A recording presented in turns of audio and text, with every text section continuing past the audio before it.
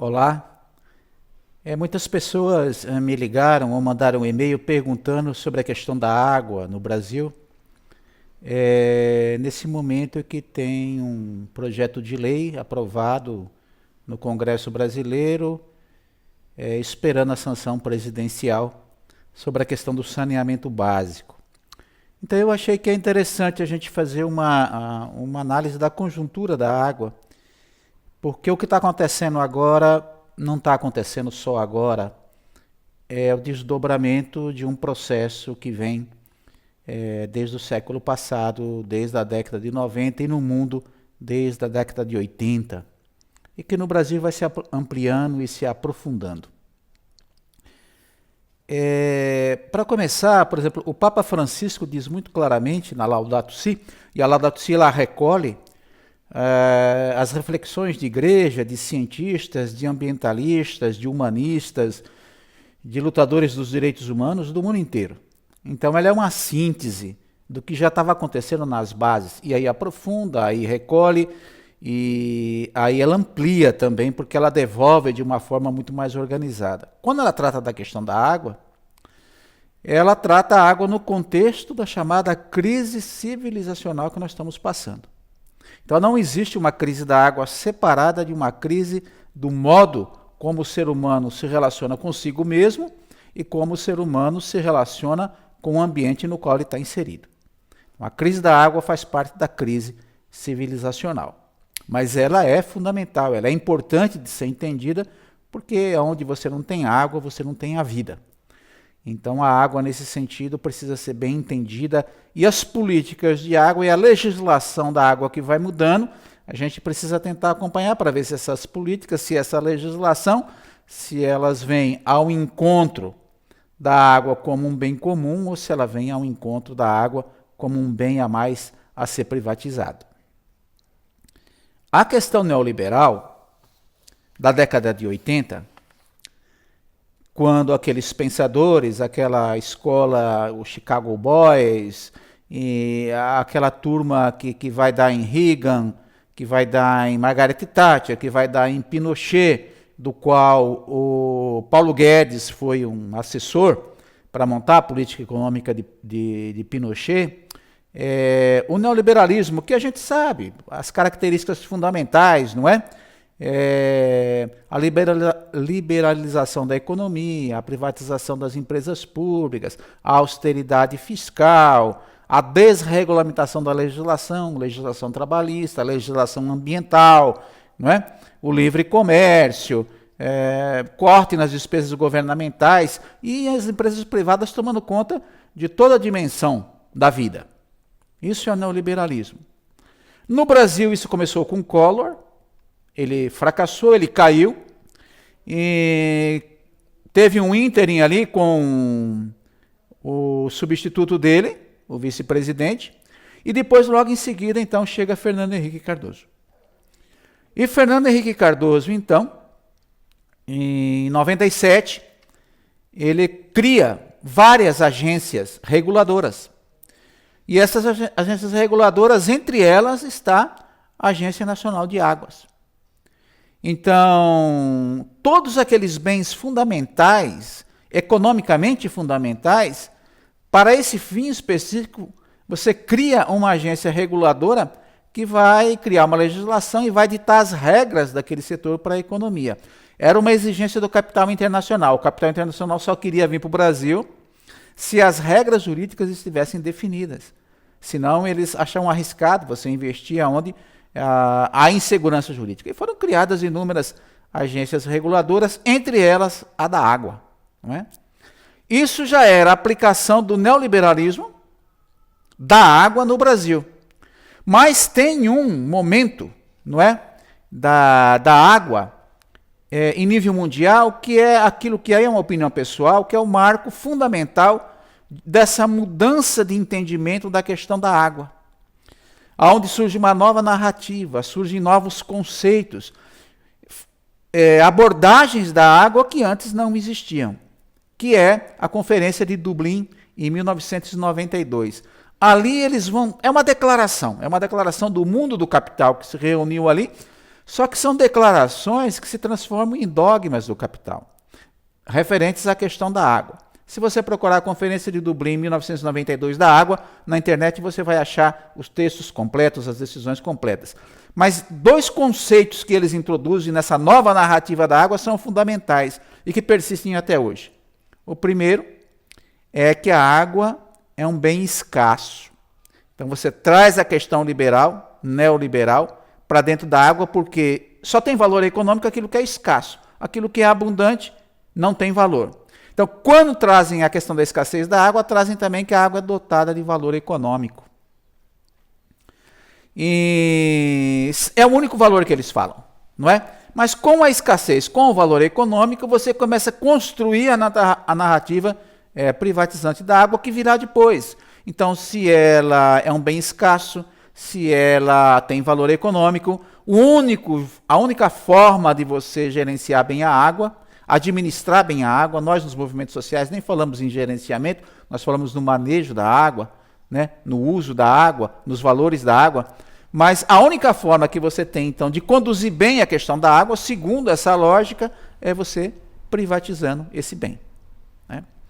Bom, isso é feito em Dublin e começa a chegar no Brasil, então, em 97, com a nossa Lei Brasileira de Recursos Hídricos, a 9433 de 97, que cria, né, o Sistema Nacional de Gerenciamento de Recursos Hídricos, com os comitês de bacia na base, com a participação tripartite, em tese, do governo, da sociedade civil, dos usuários.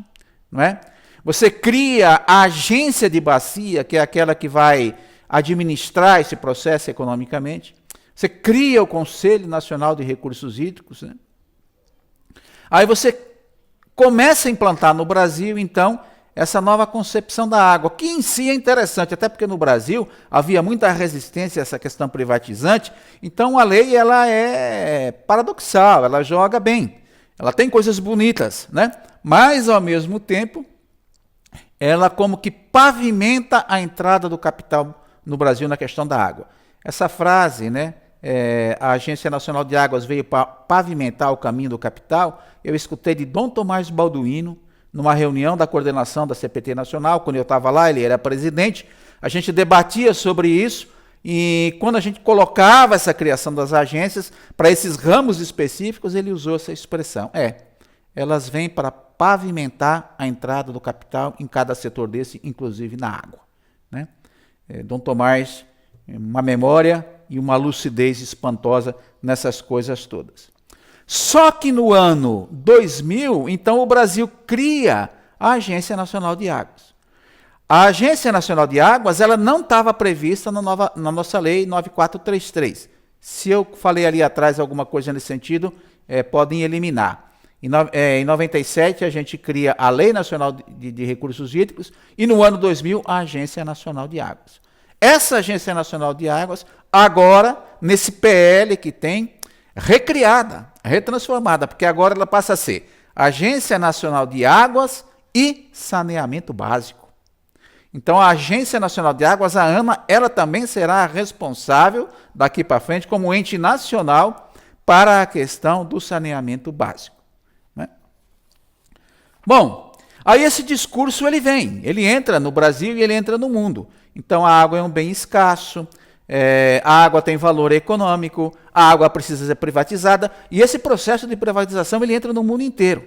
Há mais de 260 cidades ricas do mundo, Berlim, Paris, tal, esse processo entrou. Agora estão voltando para trás. Berlim desprivatizou, Paris desprivatizou, e em Cochabamba houve a chamada Guerra da Água, eles privatizaram a água. Os serviços ficaram tão caros e ficaram tão ruins no mundo inteiro que foram obrigados a voltar para trás. Então, nós estamos entrando no rumo da privatização dos serviços básicos de saneamento 20 anos depois, quando as coisas deram erradas no mundo inteiro. Aqui nós temos algumas experiências como Manaus e regiões do Tocantins, e uma reportagem na Folha de São Paulo esses dias nos dizia que aonde foram feitas as parcerias público-privadas, não se atingiu sequer a média de resolução dos problemas de esgotamento sanitário e abastecimento de água do saneamento básico no Brasil. Quer dizer, os serviços privados são piores do que os serviços públicos que se quer combater. Mas, então, esse discurso entra no mundo inteiro e ele se transforma em política no mundo inteiro. E esse pessoal vai criar o Fórum Mundial da Água. Muita gente nossa vai para esses fóruns. Eu já fui num fórum desse no México, o Fórum Mundial da Água. Eles já fizeram uns 8, a cada 3 anos eles fazem. Quem é que está ali? São as grandes empresas transnacionais que querem se apossar da água no mundo inteiro e organismos de governos, inclusive da ONU. Eles organizam esse debate nessa lógica da água como um bem escasso, dotado de valor econômico, que precisa ser privatizado e tal, né? Mas a sociedade civil, através das igrejas, dos ambientalistas, dos defensores dos direitos humanos, vão criando um outro discurso para se contrapor ao discurso privatizante da água. É o discurso da água como um bem comum, um direito humano, um patrimônio de todos os seres vivos, não só da pessoa humana. E nós, na campanha da Fraternidade da Água, em 2004, eu estava nessa equipe, a gente trouxe para dentro do debate não só os múltiplos usos da água, como que é o capital, a água pode ser usada para gerar energia, fazer irrigação, uso industrial, uso domésticos, uma enorme quantidade nos múltiplos usos da água. Nós trazemos os valores da água, e nós inserimos isso na campanha da Fraternidade, né? E que a Laudato Si vai assimilar. Não só porque nós refletimos, porque outros também já refletiam sobre isso, mas a gente tornou isso muito claro. O valor fundamental da água é o biológico, o valor da vida. Onde não tem água, não tem vida. O valor social, as comunidades terem acesso à água para poder ter tranquilidade. Um povo, uma comunidade, uma nação que não tem água, os problemas são constantes, não é? É o valor social da água, é o valor paisagístico, de beleza, é o valor de lazer, né? É a lógica dos direitos humanos. Então, uma série de valores que nós vamos trazendo para dizer, não, esse discurso da água como valor econômico, como bem a ser privatizado, é reducionista. Ele ignora todas as outras interfaces que a água tem com as várias dimensões da vida e da sociedade e do ser humano e das pessoas, né? Então a gente traz. Por isso que em 2018, quando foi feito o Fórum Mundial da Água no Brasil, a sociedade civil organizou o Fórum Alternativo Mundial da Água com esse novo discurso, que é o discurso que a gente defende. Bem, a gente tinha conseguido segurar no Brasil, porque constitucionalmente no Brasil, a água não pode ser privatizada. Na Constituição, acho que é no artigo 20, se diz lá claramente que a água é um bem da União. Quando diz que é da União, diz que é do povo. Diz que essa água é nossa, os nossos rios, as nossas praias, os nossos açudes, os nossos reservatórios, é um bem do povo. O Estado é apenas um gerenciador. Ele não pode transferir a propriedade da água no Brasil para empresas privadas. O que o Estado faz? O Estado concede outorgas. O que é outorga? É um contrato, uma licença que o Estado dá para uma determinada empresa poder utilizar um determinado volume de água de um determinado manancial. Então, vamos supor, aqui em Juazeiro da Bahia, onde eu moro, o SAAI abastece as famílias da cidade e do interior com água. Ele tem direito a captar no São Francisco um determinado volume de água para abastecer. Necessidade primária, absoluta, necessária. Mas também tem o pessoal da irrigação que tem outorgas muito maiores do que as outorgas para o uso doméstico. Eles usam essa água, não é? Então, a água é um bem da União, mas na hora que você passa a ter uma outorga de água para você usar, você privatiza o uso daquele volume de águas. Se for bem cuidado, bem fundamentado, você está dizendo que você está colocando regras no uso da água de um rio, de um manancial. Isso é necessário. Mas quando você concede uma outorga por 20, 30 anos, renovável por mais 20, 30 anos, não é? E você não cuida desse manancial, você começa a ter o uso privado da água e o abuso, muitas vezes, do uso dessa água. E, de repente, você faz uma concessão de uma outorga tão grande que você começa a sacrificar os outros usos, os múltiplos usos e os múltiplos valores da água. Então, aconteceu que no Brasil, né, por exemplo, a água mineral, que é considerado minério no Brasil, é regido pela legislação da mineração, embora você venda a água como água, A gente compra água mineral quando compra, como se fosse água. Mas ela é toda regida, a concessão, a outorga tal, pela legislação minerária. Então aconteceu ali no sul de Minas, a Nestlé e outras empresas tomaram conta de certos mananciais até esgotar o manancial, né? E de repente então o próprio pessoal em volta começa a ter problema com a água. Quando você privatiza um açude ou cerca um açude, como acontece aqui no Brasil, em tantas vezes aqui no Nordeste, agora com as águas da transposição do São Francisco, os canais são cercados, a comunidade não pode chegar perto, mesmo que você more perto, para pegar um balde de água, não é? Pegar um balde de água para você sobreviver. Você não pode. Então, por quê? Porque ali você tem já uma outorga de água que está sendo transferida e tal. Alguém já é o dono daquele volume de águas, né? Então, quando isso acontece no Brasil, embora pela Constituição brasileira a água seja um bem da união de todos, você acaba privatizando o uso. Aí pode acontecer a escassez. A escassez acontece quando? Primeiro, em nível natural, porque embora nossas águas sejam abundantes, e esse negócio de dizer que 97% das águas são salgadas, só 3% é doce, ou 2% e pouco, e que está nos polos e tal. Não, a natureza é sábia. Do jeito que o planeta se organizou, você tem água salgada para todas as formas de vida que dependem da água salgada. E você sempre teve água doce para todas as formas de vida que dependem da água doce. Né? E é nos oceanos que se inicia o processo, o ciclo das águas, pelo processo de transpiração, de evaporação das águas dos oceanos.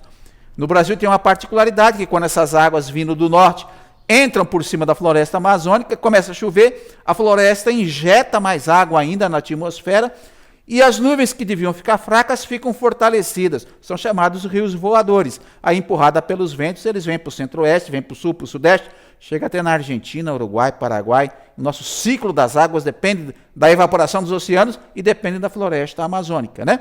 Então, você sempre teve água para todo mundo. O que você tem, muitas vezes agora, então, em alguns lugares não chove, aí você tem uma escassez natural, mas no Brasil é o único país de dimensão continental que chove em todo o território nacional.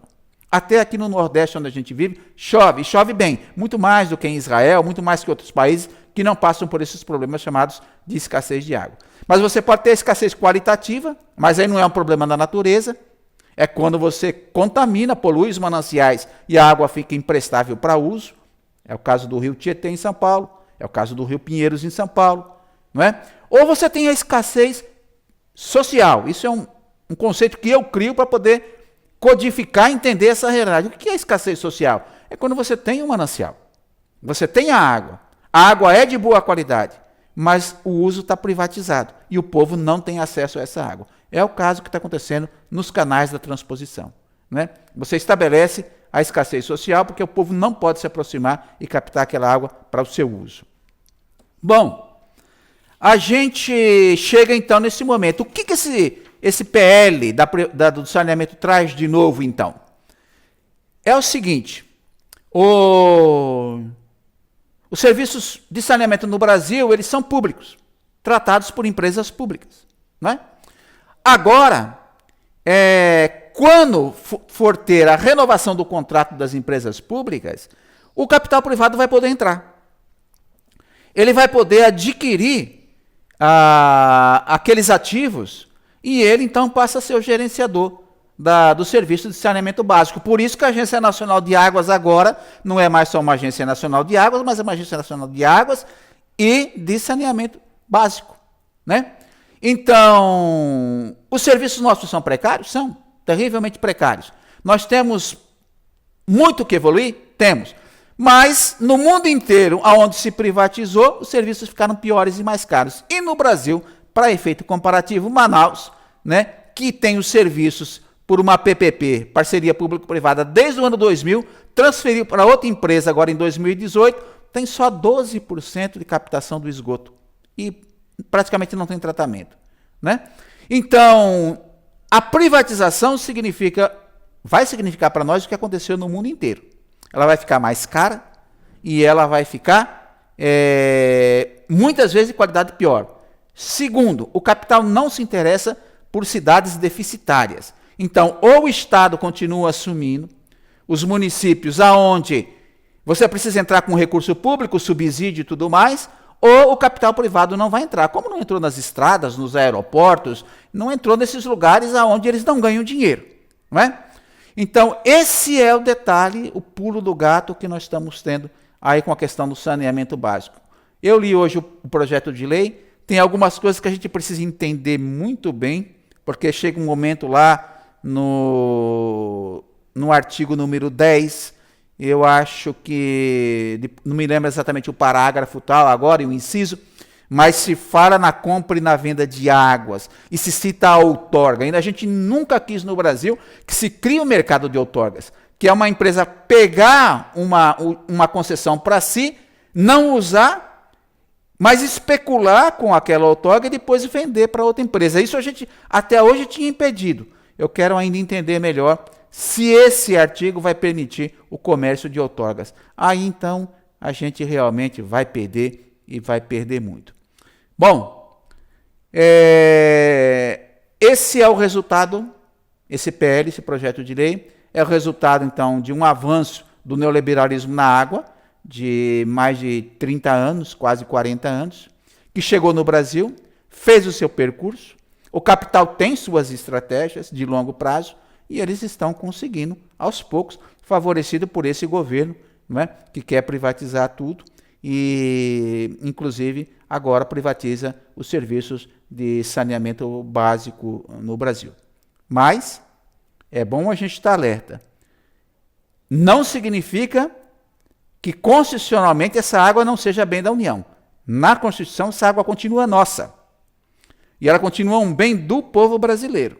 Então, nós vamos ter que aprofundar a luta social, a luta pela água, para que essa água permaneça bem da União e que essa lógica dos serviços privatizados, né, não impeçam as populações mais pobres, mais periféricas, de ter acesso à água potável, à coleta e tratamento de esgoto, ao manejo dos resíduos sólidos e à drenagem da água de chuva.